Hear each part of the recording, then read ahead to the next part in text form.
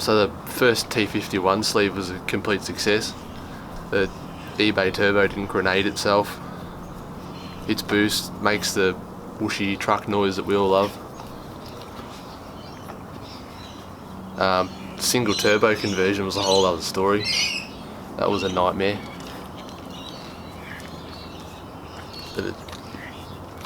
Being a T04z, it was just too big to fit in the engine bay. Nothing fits, can't access any of the bolts. Everything had to be custom made. Yeah, I still want to test a few of these on some eBay throwaway turbos before I go and do anything decent. There was a few little things I'd fix on the next one, just more to do with sizing and what I machined it to, things like that. So this turbo makes no sense on this car, but it is a heap of fun to drive. It's a T04Z, which is good for about 600 horse, roughly.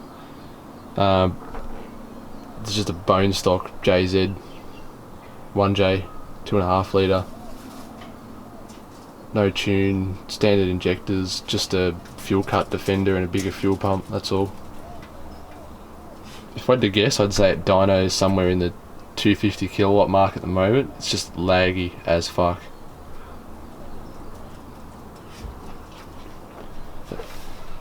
As you can see, I had to weld it straight to the manifold because it was just too hard to access any of the bolts.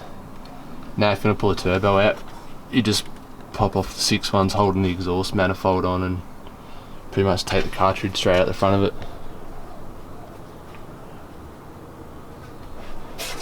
I didn't actually realise how tight 1JZ exhaust sides are. I thought there'd be a heap of room being a pretty long straight 6. I was wrong. All of the nuts were a pain in the ass to get done up.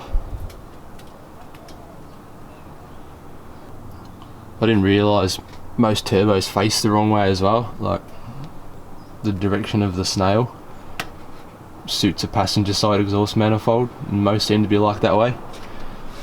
You can say I had to put, ow, that was still hot. I had to put the oil return line on a fucked up angle, try and heat shield it. I'm gonna have to remake that out of a copper tube or something eventually. Yeah, nothing really kind of fits ideally like they do on an RB. Everything's pretty easy to get to. Even like with that fucked up bend I had to do in the dump pipe.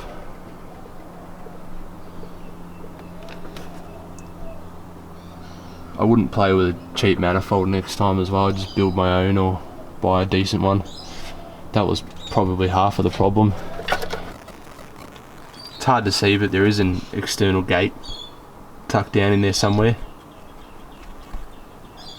That was an absolute joke to try and fit. Just to try and get the V-band done up is a fucking mission.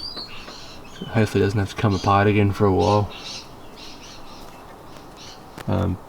Yeah, definitely a lot learned from doing a single swap on one of these. Thought it'd be a bit more straightforward. Anyway, there's the cooler piping. Didn't want to go through the battery tray in case I get defected. Australia life. So it goes under the rails and around. Actually surprised how much room there is on a soarer for cooler piping. Get off, Jackson. Off. Trying to look at the piping.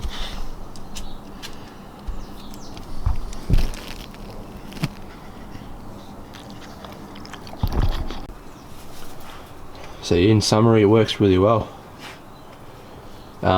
Bit laggy, but it comes on like a freight train at around 4.5. So it's just heaps of fun to drive around. A few oil leaks I've got to contend with, but